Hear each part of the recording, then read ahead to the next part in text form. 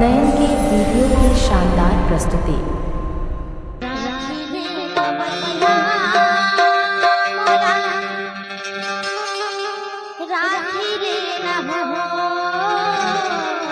DJ नयन।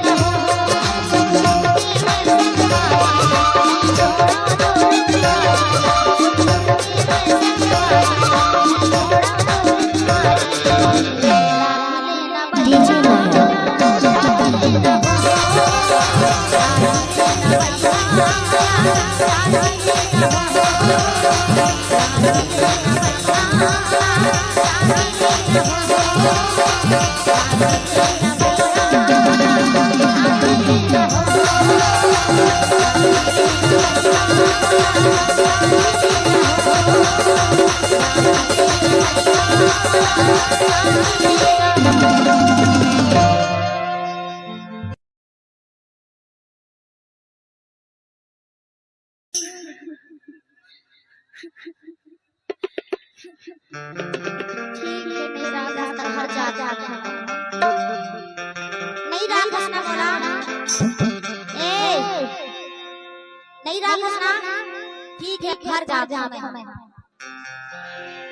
ठीक है घर जा जा ठीक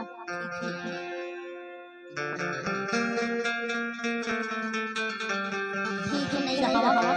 मैं के जा जा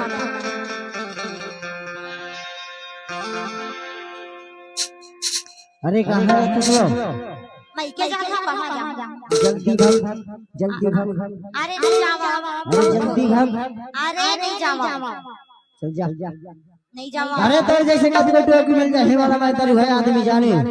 छोट छोट बात होते ता गांव मोहल्ला पूरो करे गांव में बदनाम करवा डरे मरते हैं हां ठीक है यात्रा दारू और चाय का चुकर घर जा जा हां तो जा हां जा रहे हैं अरे जा अरे जा रहे हैं अरे तेरे जैसे मेरे को ढेर लगाई मिल जाएंगे हां ठीक है ढूंढ ले लोग आई हां तो जाना भाग हां ठीक है